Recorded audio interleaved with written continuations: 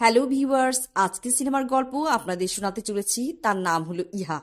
এটা একটা রোম্যান্টিক যুদ্ধ থ্রিলার মুভি। মুভির গল্পের প্রথমে দেখানো হয় শাকিল নামে একজন কাশ্মীরি যুবককে। সে একটা প্রেস চালায়। সে তার সহকর্মীদের সাথে কথোপকথন করছিল। তাতে যা বোঝা যাচ্ছিল তারা কাশ্মীরের স্বাধীনতা চায়, মানে তারা জিহাদি। তবে শাকিল খুন হত্যা এগুলো চায় না। তখনই সেখানে ইন্ডিয়ান আর্মিরা আক্রমণ করে বসে, আর তারা সেখান থেকে পালাতে থাকে। তাদের একজন গুলিতে মারা যায়, আর শাকিলকে একটা মাইক্রোবাস এসে উঠিয়ে নিয়ে যায়। এরা হলো আল জিহাদি সংগঠনের লোকেরা। তাদের নেতার নাম আল সামি। সে শাকিলকে বোঝায় কাশ্মীরের স্বাধীনতার পথে বাধা এই ইন্ডিয়ান আর্মিরা। তার মতে কাশ্মীরের স্বাধীনতার জন্য হত্যা, খুন, যে কোনো উপায় অবলম্বন করতে হবে। গল্প চলে যায় 6 বছর পর। রেজিমেন্টে নতুন একজন আর্মি ক্যাপ্টেন এসেছে, যার নাম আমান। এসেই জেনারেলকে স্যালিউট করে। তার কমান্ড হচ্ছে মেজর রাথর। মেজর রাথর আমানকে তার প্ল্যাটুনের সাথে পরিচয় করায়। আমান আল জিহাদি সংগঠনের সেকেন্ড ইন চিফ শাকিল আর তার চিফ আল সামি সম্বন্ধে জানতে পারে, যারা কাশ্মীরের সিপুর শহরটিকে অশান্ত করে তুলেছে। আমান ডিউটিতে বের হয়, আর রাস্তায় তার একটা মেয়ের সাথে দেখা হয়। প্রথম দেখাতেই তার মেয়েটিকে ভালো লেগে যায়। আর এই মেয়েটি খুব প্রাণবন্ত। সে তার দাদি, বাবা, ছোট বোনের সাথে থাকে। আমাদের বাংকার বসানো হয় একটা বাড়ির সামনে। আমানের রাতে খুব চা খেতে ইচ্ছা হয়। সে ওই বাড়িতে আওয়াজ লাগায় আর বলে, কেউ কি চা খাওয়াতে পারবে? কিছুক্ষণ পর চা ভরা কেটলি নিচে রশি দিয়ে পাঠানো হয়। আমার টর্চ ফেলে দেখতে চায় কে দিয়েছে, আর দেখে সেই মেয়েটি। সে বলে, তুমি? তখনই সেখানে মেয়েটির দাদি চলে আসে। দাদি নিচে নেমে আসে। আমানকে বকা দেয় কেন সে তার নাতি আদাকে বিরক্ত করছে। আর এভাবেই আমান জানতে পারে মেয়েটির নাম আদা।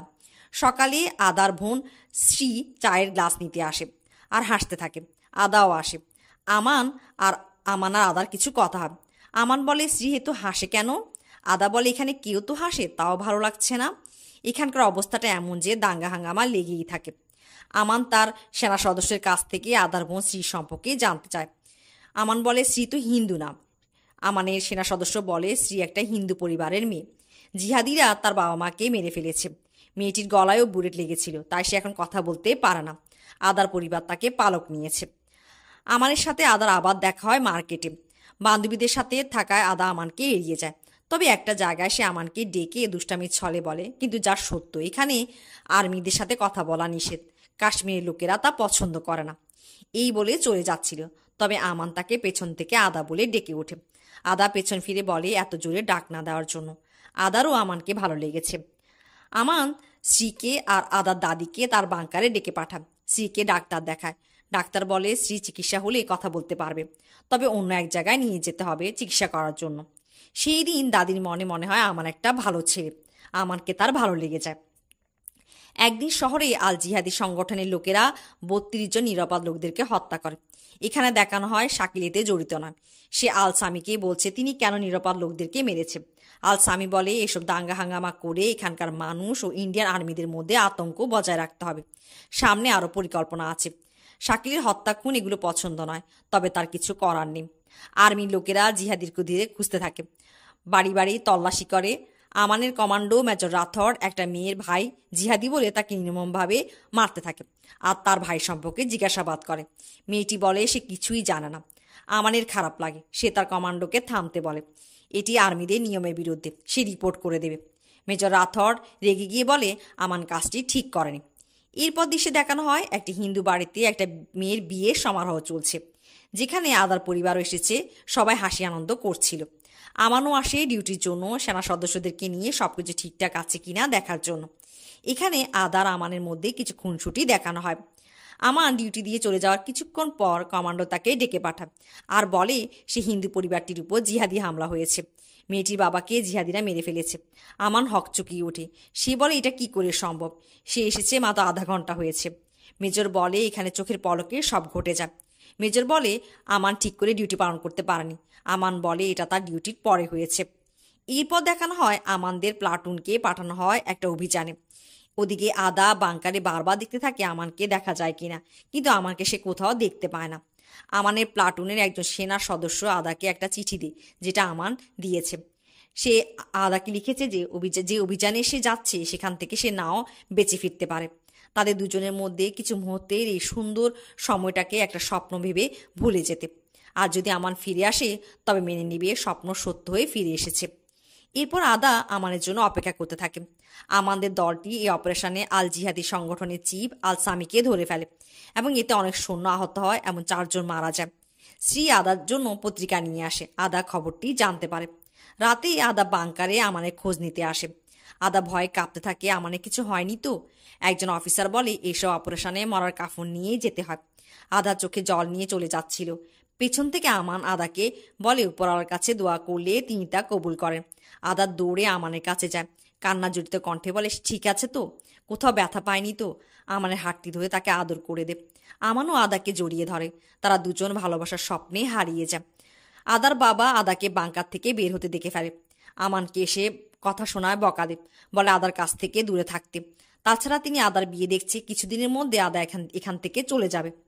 আমান কিছুই বলতে পারে না, চুপ করে থাকে। পরের দিন সকালে ঘুম থেকে উঠে আদা দেখে বাংকারে কেউ নেই। তার বাবার বিষয়টিও জানতে পারে। আমানকে খোঁজ করে, দেখা করার চেষ্টা করে। তার বাবাকে অনুরোধ করে তার জন্য এখন বিয়ে না দেখার।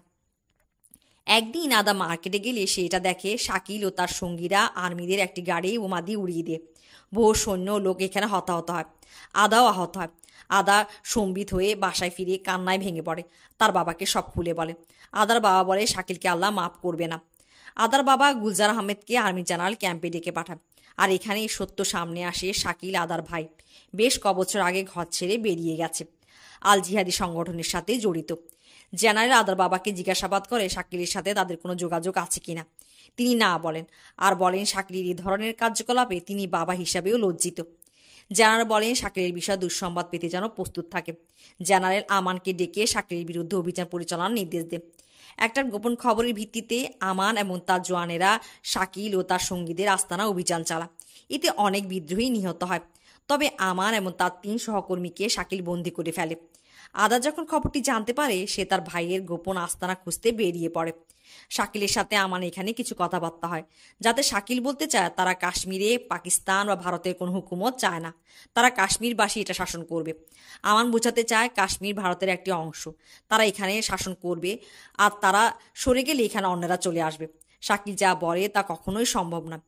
আদা শাকিলের আস্তানা পর্যন্ত চলে আসে, শাকিলের সামনে হাত জোর করে আমানকে না মারতে, তাকে ছেড়ে দেওয়ার জন্য। সুযোগটি কাজে লাগিয়ে আমান আদাকে নিয়ে সেখান থেকে পালিয়ে যায়।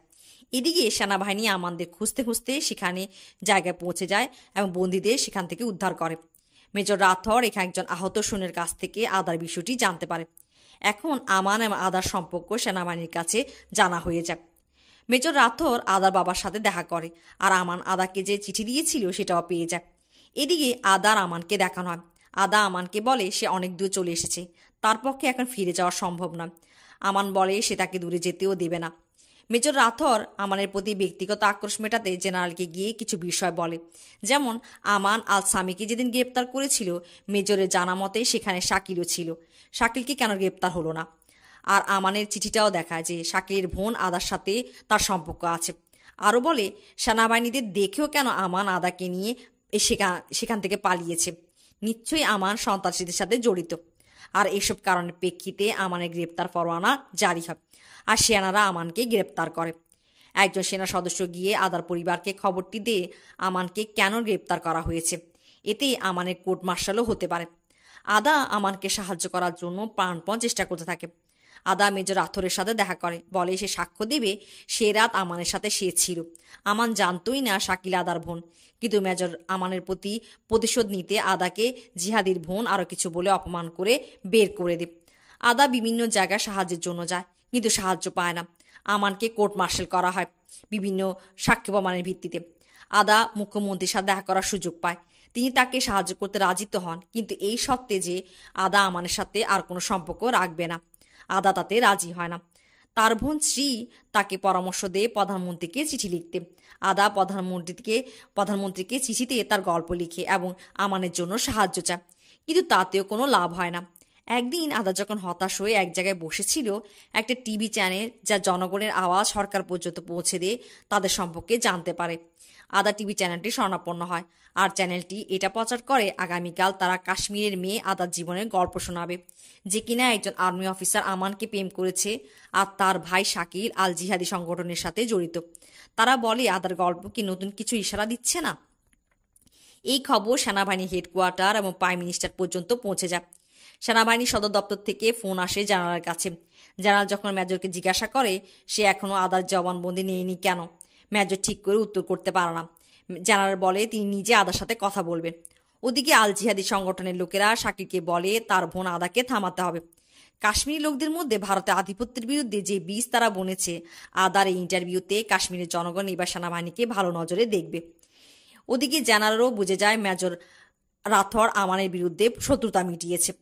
শাকিল ও জিহাদিরা একটা মসজিদ দখল করে এবং মুসল্লিদেরকে জিম্মি করে। তারা তাদের নেতা আল সামিকে ছেড়ে দেওয়ার এবং আদার ইন্টারভিউ বন্ধ করার ডিমান্ড করে। শাকিল আমানকে মসজিদে একা পাঠানোর জন্য বলে তার সাথে কথা বলবে। শাকিল থেকে লুকিয়ে অন্য জিহাদিরা আদার বাড়িতেও হামলা করে, যার ফলে আদার দাদি গুরুতর আহত হয়। আমানকে মসজিদে পাঠানোর আগে তার বডিতে মাইক্রোফোন লাগিয়ে দেওয়া হয়। আমানের কথা মতে আরও কিছু পরিকল্পনা সেনাবাহিনী করে। ওদিকে সরকারের সাথে সেনাবাহিনী কমান্ডোদের মিটিং চলে আল সামিকে রেহাই করার। তবে এত কিছু সত্ত্বেও আদা তার গল্প সরাসরি সম্প্রচার করার সিদ্ধান্ত নেয়। এরপর দৃশ্য দেখানো হয় আমান একা মসজিদে প্রবেশ করে এবং শাকিলের মুখোমুখি হয়। শাকিল আমানকে বেধড়ক পিটাতে শুরু করে। এতে মুসল্লিদের মধ্যে একটা ছোট্ট ছেলে কাঁদতে শুরু করে। শাকিল তাকে ধমক দিয়ে থামাতে গেলে দেখে যে তার বাবা ও মসজিদের জিম্মিদের মধ্যে রয়েছে। আমান ও আদার বাবা দুজনই শাকিলকে এই জগৎ থেকে ফিরে আসতে বলে। এমন সময় আল সামি সেখানে আসে। সরকার তাকে রেহা দিয়েছে। আমান শাকিলকে বলে যে আল সামির লোকেরা শাকিলের বাড়িতে বোমা হামলা করেছে এবং তার দাদি হাসপাতালে আছেন। শাকিল অবাক হয়ে স্বামীর দিকে তাকিয়ে থাকে। আমার সেনাবাহিনীকে বলেছিল আদার ইন্টারভিউটি মসজিদের ভেতর শোনানোর বন্দোবস্ত করার জন্য, যাতে তার শাকিলের মন মেজাজে প্রভাব ফেলতে পারে, আর সেটাই করা হয়। আদা তার গল্প টিভিতে সরাসরি বলে। সবাই দুই প্রেমিকের হৃদয় বিদারক গল্প শুনে, যেখানে আদা বলে সে গর্ব করে একজন ইন্ডিয়ান আর্মিকে সে ভালোবাসে, তাদের সম্পর্কটি রোহানি। সে গর্ব করে আমানের মতো একজন দেশপ্রেমিক ও শান্তিকামী সেনা অফিসারকে সে ভালোবেসেছে, যে নিজের জীবনের বিনিময়ে কাশ্মীরে শান্তি ও শৃঙ্খলা প্রতিষ্ঠা করতে চায়। আদা তার ভাই শাকিলকেও ফিরে আসার জন্য আকুতি জানায়। সবার চোখ ভিজে ওঠে। আল স্বামী শাকিলকে বলে এত কিছু শোনার ও ভাবার টাইম নেই তাদের সাথে আসার জন্য, কিন্তু শাকিল দাঁড়িয়ে থাকে। আল স্বামী ও তার লোকেরা আমান ও কয়েকজন জিমিকে ঢাল বানিয়ে চলে যাওয়ার সিদ্ধান্ত নেয়। বুলেট প্রুফ জ্যাকেট পরা আমানের পূর্ব পরিকল্পিত পরিকল্পনা অনুযায়ী তার বের হওয়ার সাথে সাথেই একজন স্নাইপার কমান্ডো আমানকে গুলি করে। আমান পড়ে যায়। ফলে স্নাইপার অন্য সন্ত্রাসীদের লক্ষ্য করার সুযোগ পায়। সেনাবাহিনীর আক্রমণে বেশ কিছু বিদ্রোহী মারা যায়। আমানও শেষ পর্যন্ত আল সামিকে গুলি করে মেরে ফেলে। শাকিল সহ অন্যান্য বিদ্রোহীরা আত্মসমর্পণ করে।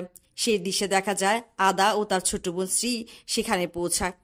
আদা আমানের কাছে পৌঁছালে আমান তাকে জড়িয়ে ধরে এবং তারা একসাথে ঘটনাস্থল ত্যাগ করে। এভাবেই গল্পটি শেষ হয়।